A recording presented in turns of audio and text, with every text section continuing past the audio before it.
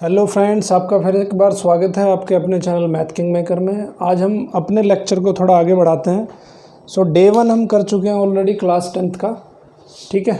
आज हम पढ़ने वाले हैं डे 2। डे 1 में हमने क्या क्या पढ़ा था? डे 1 में हमने पढ़ा था pair of linear equation in 2 variables, understanding solution, intersection, parallel, coincident, graphical representation, ठीक है। ये बहुत सारे टॉपिक्स हम पीछे के लेक्चर में कवर कर चुके हैं। अगर किसी ने डे 1 नहीं देखा है तो पहले जाके डे 1 देखें। आज हम क्या कवर करने वाले हैं इसमें, देखो कुछ सॉल्यूशन ऑफ इक्वेशंस, कुछ मेथड्स मैंने ऑलरेडी डिस्कस किए हैं डे 1 में। उसमें एक सब्स्टिट्यूशन मेथड है, एलिमिनेशन मेथड है, ग्राफिकल मेथड है, वो ऑलरेडी डिस्कस कर चुके हैं। आज हम पढ़ने वाले हैं क्रॉस मल्टीप्लिकेशन मेथड। कई बार क्या है कि आपकी जो प्रॉब्लम्स है बहुत टिपिकल हो जाती है, तो बहुत टिपिकल प्रॉब्लम को सॉल्व करने के लिए सबसे आसान मेथड है, ठीक है। मेथड को समझ लो, इसको यहाँ पे रटना नहीं है। कुछ बच्चे x की वैल्यू इसी तरह रट लेते हैं, b1 c2 b2 c1, ये फार्मूला समझ लेते हैं, ठीक है। मैथ्स में बच्चों फार्मूला नहीं होते, मैथ्स में कंसेप्ट होते हैं। तो फार्मूलों से अपने दिमाग को ना भरें, कंसेप्ट समझने की कोशिश करनी है, ठीक है।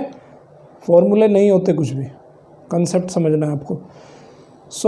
यहाँ पे हम क्या करते हैं, दो इक्वेशन हम सपोज कर लेते हैं, दो पेयर ऑफ लीनियर इक्वेशन मान लेते हैं। यहाँ पे एक a1x plus b1y plus c1 is equal to 0, दूसरी a2x b2y plus c2 is equal to 0।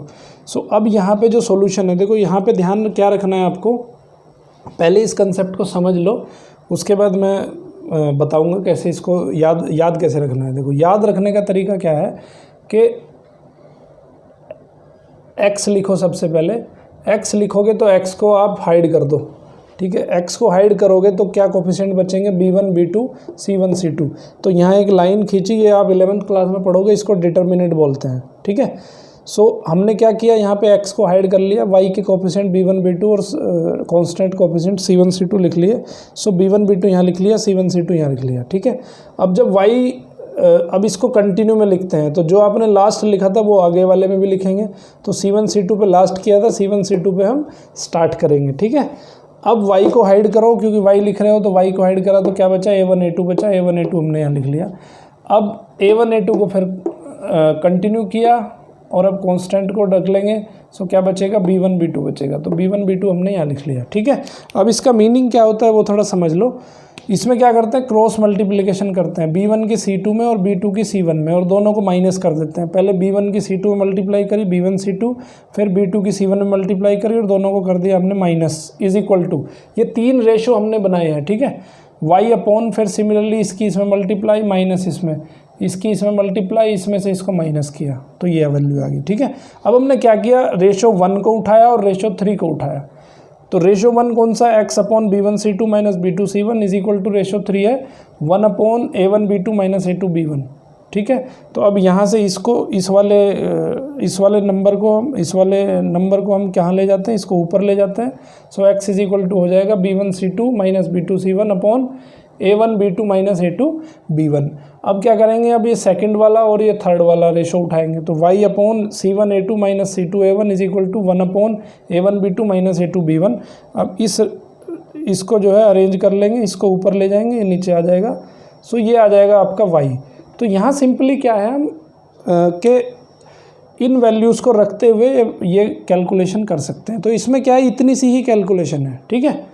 कहीं पे अगर ज़्यादा टिपिकल वैल्यूज़ हैं, b1 b2 c1 c2 ये टिपिकल वैल्यूज़ हैं, तो वहाँ पे हम इस मेथड को यूज़ कर सकते हैं, ओके। क्वेश्चन मैं यहाँ पे करवाऊँगा नहीं, क्योंकि आपको सिर्फ ये मेथड समझना है। क्वेश्चन आप अपने आप कर सकते हो इस मेथड का यूज़ करते हुए, ओके। अब कुछ टिपिकल क्वेश्चंस पकड़ लेते हैं। यहाँ पे आपके मेथड जो है कंप्लीट हो जाते हैं। यही मेथड है लीनियर इक्वेशंस को सॉल्व करने के लिए। अब मैं कुछ क्वेश्चंस डिस्कस करता हूँ। एग्जाम्पल नंबर 15 है आपका।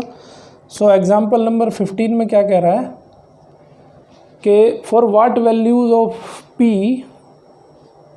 यूनिक सॉल्यूशन होगा। देखो दो इक्वेशन उसने दी है, 4x plus py plus 8 is equal to 0, ये इक्वेशन नंबर 1 है।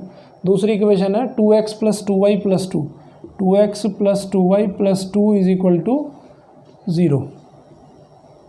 ये दो इक्वेशन दे दी उसने, और ये पूछ रहा है कि p का वैल्यू क्या होगा।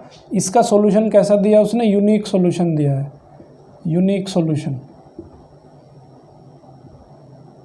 सो पी का वैल्यू पूछ रहा है वो कि क्या होगा। तो देखो यूनिक सॉल्यूशन के लिए सबसे पहले आपको इसको स्टैंडर्ड इक्वेशन से कंपेयर करना है। So comparing two equations with standard equation a1x plus b1y plus c1 is equal to 0 and a2x plus b2y plus c2 is equal to 0, then a1 is equal to 4, b1 is equal to p, c1 is equal to 8, a2 is equal to 2, b2 is equal to 2, c2 is equal to 2। ठीक है, अभी देखो unique solution होने के लिए क्या होता है, दोनों का इंटरसेक्शन होता है, इंटरसेक्शन दोनों का होगा तो a1 upon a2 is not equal to b1 upon b2। a1 upon a2 जो है b1 अपॉन b2 के इक्वल नहीं आएगा। सो a1 अपॉन a2 क्या है, a1 है 4, a2 है 2, is not equal to b1 upon b2 यानी कि p/2। ठीक है, 2 से 2 कैंसिल हो गया तो ये आ गया कि p is not equal to 4। तो अगर p की वैल्यू 4 नहीं होगी, 4 को छोड़ के p की वैल्यू कुछ भी होगी, उसके लिए यूनिक सॉल्यूशन होगा। क्लियर है, तो ये हो गया आपका एग्जांपल नंबर 15। सो p की वैल्यू 4 छोड़ के चाहे कुछ भी रख दो आप, इसका यूनिक सॉल्यूशन होगा। अब एग्जांपल नंबर 16 देखते हैं। देखो बच्चों, जो थोड़ी टिपिकल सी प्रॉब्लम होगी मैं कर दूंगा, जो सिंपल प्रॉब्लम होगी आपको खुद करना है उसको, इससे क्या आपको प्रैक्टिस मिल जाएगी। 16 क्वेश्चन में कह रहा है कि एक इक्वेशन दी है, फॉर व्हाट वैल्यूज ऑफ के will the following pair of linear equation have infinitely many solution. Equation उसने दी है kx plus 3y minus k minus 3 is equal to 0, equation number 1। दूसरी इक्वेशन दी है 12x plus ky minus k is equal to 0, ये equation number है 2। बच्चों फिर वही लिख लेंगे कि comparing these two equations with a1x plus b1y plus c1 is equal to 0। तो कंपेयर करने के बाद में क्या मिला, a1 की वैल्यू ki, b1 की वैल्यू 3i, c1 की value minus k minus 3i, a2 की वैल्यू 12i, b2 की वैल्यू ki और c2 की वैल्यू माइनस ki। ठीक है, अब ये कह रहा है कि उसके पास कितना इनफाइनाइटली मैनी सॉल्यूशंस हैं। सो इनफाइनाइटली मैनी सॉल्यूशंस का मतलब क्या होता है, इनफाइनाइटली मैनी सॉल्यूशंस का मतलब है कि लाइन कोइंसिडेंट होंगी। और लाइन कोइंसिडेंट कब होती है, जब लाइन सेम होती है। सेम मतलब a1 a2 is equal to b1 b2 is equal to c1 c2। ठीक है, इसको रख दो, a1 a2 क्या है, k upon 12 is equal to 3 upon k is equal to minus k minus 3 upon minus k। ठीक है, अब कोई भी दो रेशो को ले लो आप, इस रेशो को पकड़ लो और इस रेशो को पकड़ लो। ठीक है, ऐसा मान लेते हैं कि इस रेशो को ले लो, इस रेशो को ले लो। तो from first and second ratio, दो रेशो ले लिया हमने, k upon 12 is equal to 3 upon k, इसकी इधर मल्टीप्लाई, इसकी इधर multiply. So k square is equal to 36 या k square minus 36 is equal to 0। So ये हो जाएगा k square minus 6 square is equal to 0, या ये हो जाएगा k minus 6, a square minus b square का formula a minus B A plus B. तो यहाँ से k की दो वैल्यू आ गई प्लस माइनस 6। ठीक है, इसको देखो यहाँ से भी डायरेक्टली भी लिख सकते हैं, ये मैंने समझाने के लिए बच्चों के लिए सॉल्व किया है। इसको डायरेक्टली भी यहाँ से लिख सकते हैं, k is equal two plus minus 6। ठीक है, सो k की वैल्यू क्या आ गई, प्लस माइनस 6 आ गई। तो इस तरह से इसको सोल्व करेंगे और इसको थर्ड रेशो में रख के भी आप इसको सेटिस्फाई करवा के देख सकते हो। सेकंड और थर्ड रेशो अगर लोगे तो उससे भी k की वैल्यू 6 आएगी। ओके, अभी एक वो देख लेते हैं, सेकंड और थर्ड रेशो भी चेक कर लेते हैं। ठीक है, फर्स्ट और सेकंड से k की वैल्यू आ गई 6। अब सेकंड और थर्ड रेशो पकड़ लेते हैं, from second and third ratio, क्योंकि हमें तो क्या है, तीनों में वैल्यू सेम होनी चाहिए।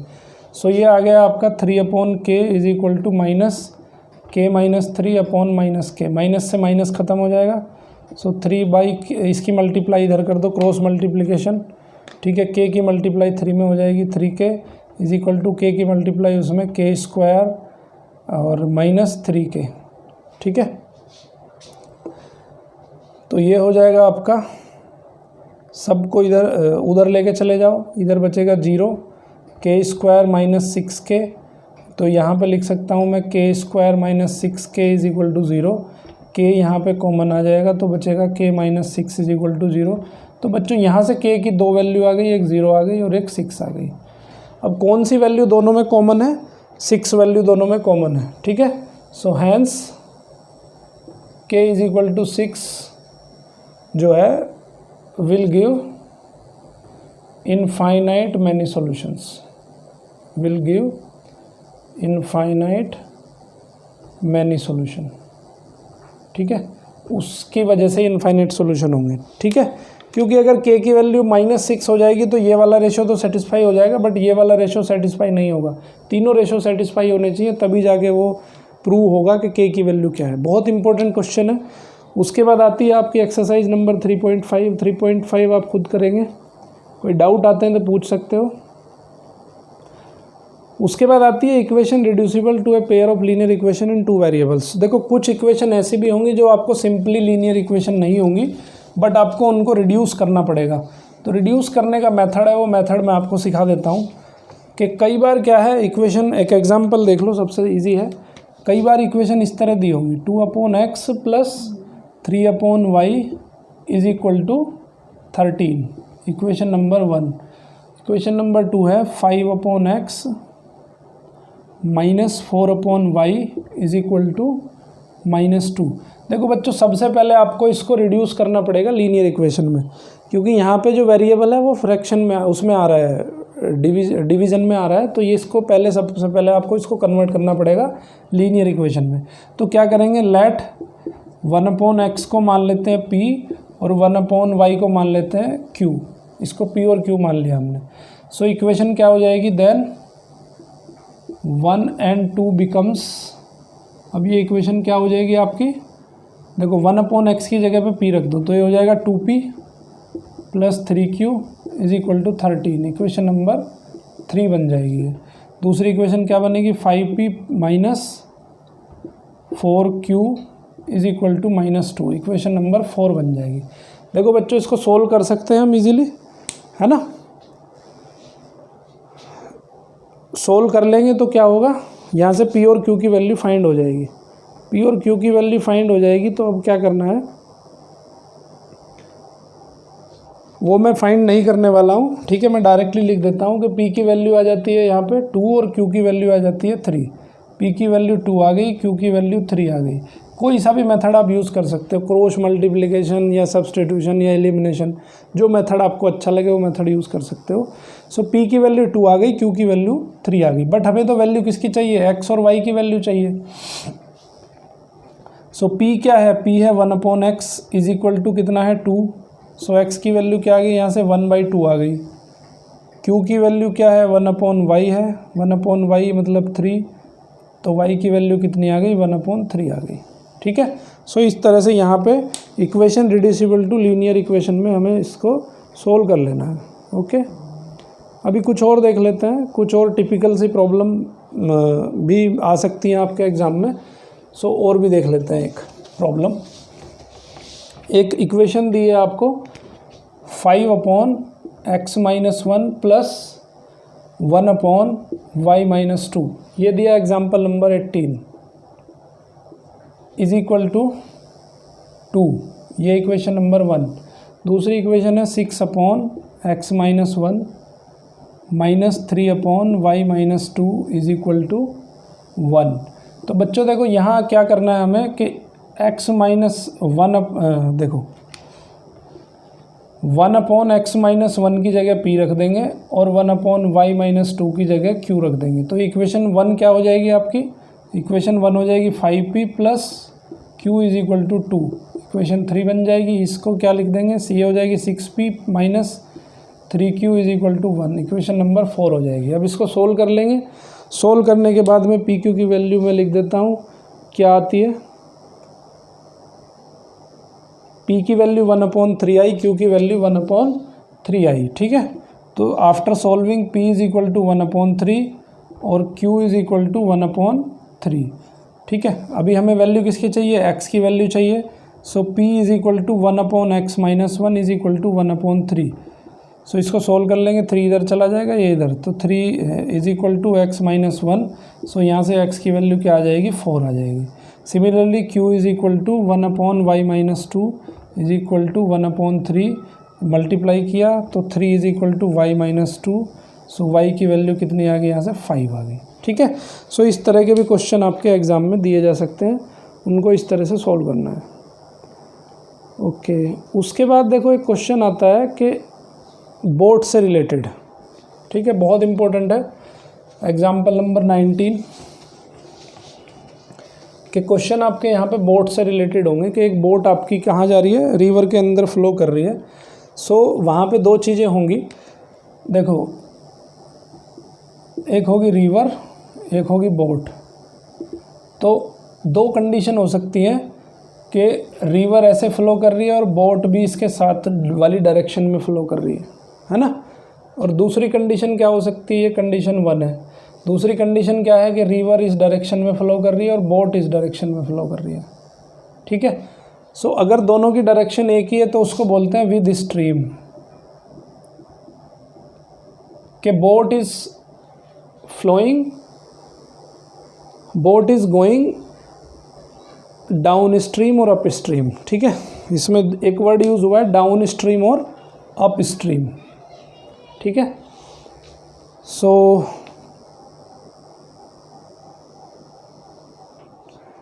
यहाँ पे क्या है, इसको बोलते हैं हम डाउन स्ट्रीम।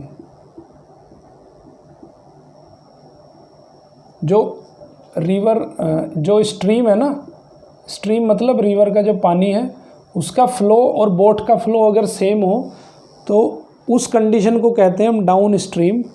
और अगर दोनों का फ़्लो डिफरेंट हो तो उसको कहते हैं हम अप स्ट्रीम। ठीक है, डाउन स्ट्रीम मतलब स्ट्रीम की डायरेक्शन में, अप स्ट्रीम मतलब स्ट्रीम के अपोजिट डायरेक्शन में। ठीक है, तो यहाँ पे ये याद रखो ये चीज़ कि अगर स्ट्रीम का फ़्लो का जो रेट है, अगर उसका स्पीड अगर x किलोमीटर पर आवर है और इसका y किलोमीटर पर आवर है, ठीक है, ये x किलोमीटर पर आवर है, ये y किलोमीटर पर आवर है।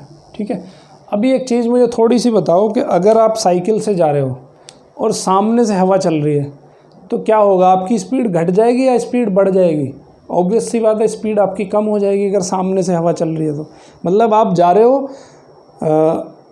Opposite to the direction of wind direction के अपोजिट में आप अपनी साइकिल चला रहे हो, तो क्या होगा कि आपकी स्पीड ऐसा लगेगा कि मेरी स्पीड कम हो रही है। बट अगर केस दूसरा हो जाए कि आप स्पीड विंड डायरेक्शन की डायरेक्शन में आप साइकिल चला रहे हो तो क्या होगा, आपको ऐसा लगेगा कि आपकी साइकिल बहुत तेज़ी से जा रही है। तो होता क्या है कि अगर आप डाउन स्ट्रीम मतलब स्ट्रीम की डायरेक्शन में जा रहे हो तो आपकी वेलोसिटी, जो आपकी स्पीड है, वो स्पीड बढ़ जाती है। तो बढ़ कितनी जाती है, x प्लस वाई हो जाती है। मतलब विंड भी आपको उसी स्पीड से लेके जाती है और आपकी साइकिल की स्पीड तो कुछ है ही, तो दोनों की स्पीड बढ़ के जो स्पीड होती है वो होती है x प्लस वाई। और यहाँ पे स्पीड कम हो जाती है, तो कम हो जाती है तो मान लेते हैं कि बोट की स्पीड ज़्यादा होगी ना उससे, रिवर से, तो इसको y मान लेते हैं, इसको x मान लेते हैं। तो यहाँ पे हो जाएगा x माइनस वाई। ठीक है, बोट की स्पीड में से आप स्ट्रीम की स्पीड माइनस कर दोगे तो ये आ जाएगा आपका x minus y kilometre per hour. ठीक है, सो ये आपको दो चीज़ें ध्यान रखनी है। अगर आप opposite to the direction of stream जा रहे हो तो आपकी जो रिलेटिव वेलोसिटी होगी वो माइनस करनी पड़ेगी स्ट्रीम की वेलोसिटी से, और अगर एक ही डायरेक्शन में जा रहे हो तो दोनों को ऐड करना पड़ेगा। ठीक है, एक फॉर्मूला और याद रखना है आपको कि स्पीड का क्या फॉर्मूला होता है, speed is equal to distance upon time, distance upon time. ठीक है, ये दो चीज़ें यहाँ पे यूज़ होने वाली हैं। तो प्रॉब्लम कहाँ आती है, प्रॉब्लम आती है इक्वेशन बनाने में। इक्वेशन बनाना मैं सिखा देता हूँ। ए boat goes 30 kilometre up stream and 44 kilometre down stream in 10 hours. ठीक है, सो हम सपोज कर लेते हैं let speed of boat is x kilometre per our and speed of stream is y kilometre per our.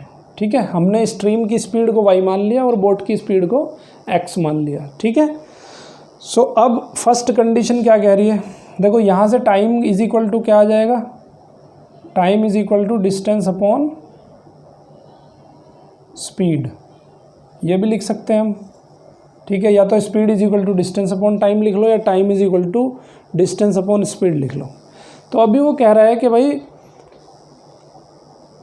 A boat goes 30 kilometre up stream and 44 kilometre down stream. So up stream condition में क्या होगा, up stream condition में क्या होगा कि उसकी speed कितनी है, स्पीड अप स्ट्रीम कंडीशन में देखो इस फॉर्मूले में रखना है हमें। ठीक है, इस फॉर्मूले में रख दो या इस फॉर्मूले में रख दो। स्पीड कितनी है, स्पीड होगी अप स्ट्रीम कंडीशन में, सॉरी अप स्ट्रीम है ना, तो अप स्ट्रीम कंडीशन में स्पीड होगी x माइनस वाई। ठीक है, तो speed is equal to distance upon time, distance दे रहा है वो boat goes 30 kilometre, so 30 kilometre upon time, time कितना दिया है उसने 10 आवर्स, 10 आवर्स में गया है। ठीक है, so x minus y is equal to 30 को 10 से डिवाइड करा तो कितना आया 3 आया, इक्वेशन नंबर 1 बन गई। अब क्या कहता है वो, अब वो कह रहा है डाउन स्ट्रीम, ये अप स्ट्रीम हो गया, फिर डाउन स्ट्रीम, डाउन स्ट्रीम मतलब x प्लस वाई। अब डाउन स्ट्रीम में जाता है वो 40 किलोमीटर, ओके सॉरी, ये क्या है कर रहा है, दो काम कर रहा है। देखो पहले वो जा रहा है तो जाने के टाइम भी उसको कुछ अप स्ट्रीम में जाना है, कुछ डाउन स्ट्रीम में जाना है। तो वो क्या कर रहा है 30 किलोमीटर, देखो 30 किलोमीटर का एक सफ़र उसने तय किया और एक सफ़र तय किया 44 किलोमीटर का। ठीक है, सो ये 30 किलोमीटर वो गया अप स्ट्रीम में, ये किस में गया वो अप स्ट्रीम में, और 44 किलोमीटर गया वो डाउन स्ट्रीम में। ठीक है, पहली कंडीशन ये है कि 30 किलोमीटर अप स्ट्रीम गया और 44 किलोमीटर डाउन स्ट्रीम गया। ठीक है, और टाइम कितना लिया उसने 10 आवर्स, सो टाइम जो लगा उसे वो लगा 10 आवर्स। ठीक है, सो अप स्ट्रीम जाने में कितना टाइम लगेगा भाई, डिस्टेंस अपॉन स्पीड। तो यहाँ पे जो डिस्टेंस है वो कितनी है, डिस्टेंस है यहाँ पे 30 किलोमीटर और स्पीड कितनी है उसकी, अप स्ट्रीम में स्पीड हो जाएगी कितनी x minus y plus 44 kilometre upon down stream में स्पीड कितनी हो जाएगी x प्लस वाई हो जाएगी, और ये टोटल टाइम कितना है 10 आवर्स है। ठीक है, ये टाइम ले लिया ना हमने भाई, अप स्ट्रीम में इतना टाइम लिया, डाउन स्ट्रीम में इतना टाइम लिया और टोटल टाइम उसने 10 आवर्स लिया। सो इक्वेशन नंबर 1 बन गई। अब दूसरी कंडीशन क्या है, दूसरी कंडीशन क्या है उसने दिया है, ये फर्स्ट कंडीशन हो गई आपकी, फर्स्ट इक्वेशन बन गई। अब सेकंड कंडीशन क्या दी है उसने,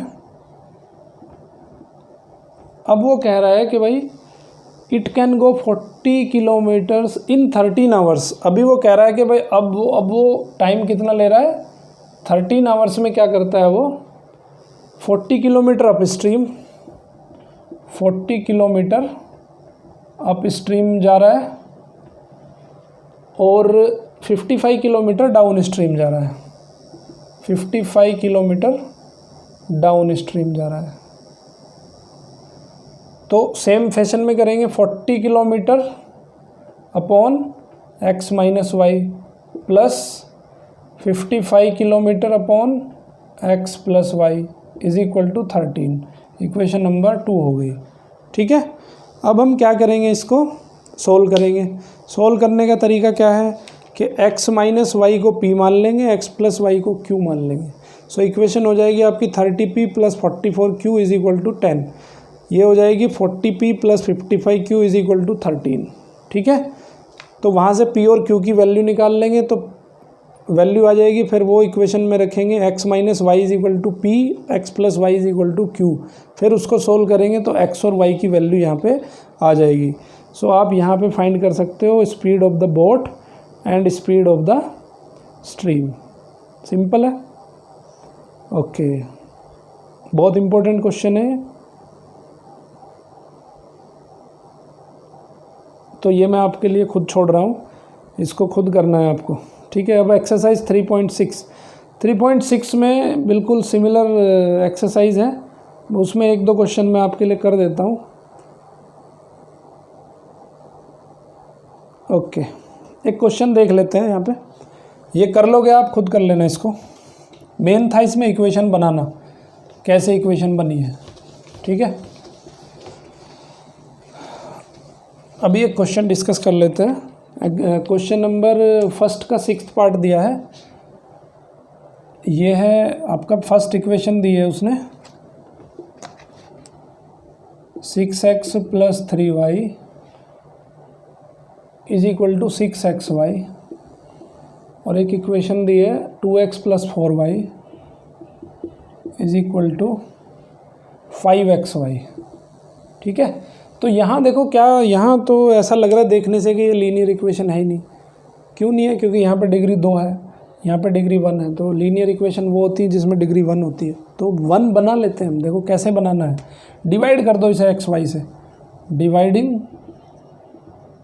both sides by x y से डिवाइड कर दिया फर्स्ट इक्वेशन को भी और सेकंड इक्वेशन को भी। तो इक्वेशन क्या बनेगी आपकी, 6x को xy से डिवाइड करा, 3y को xy से डिवाइड करा, 6xy को xy से डिवाइड करा, ठीक है। x से x कैंसिल हो गया, y से y कैंसिल हो गया, xy से xy कैंसिल हो गया। तो इक्वेशन क्या बनी, 6/y + 3/x = 6। इक्वेशन नंबर 1 बन गई।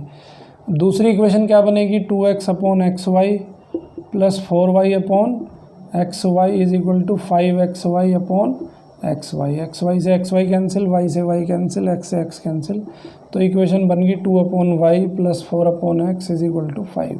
इक्वेशन नंबर बन गई 2। बच्चों अब ये लीनियर, ये आपकी रिड्यूसिबल फॉर्म में आ गई, रिड्यूस कर सकते हैं इसे लीनियर इक्वेशन में।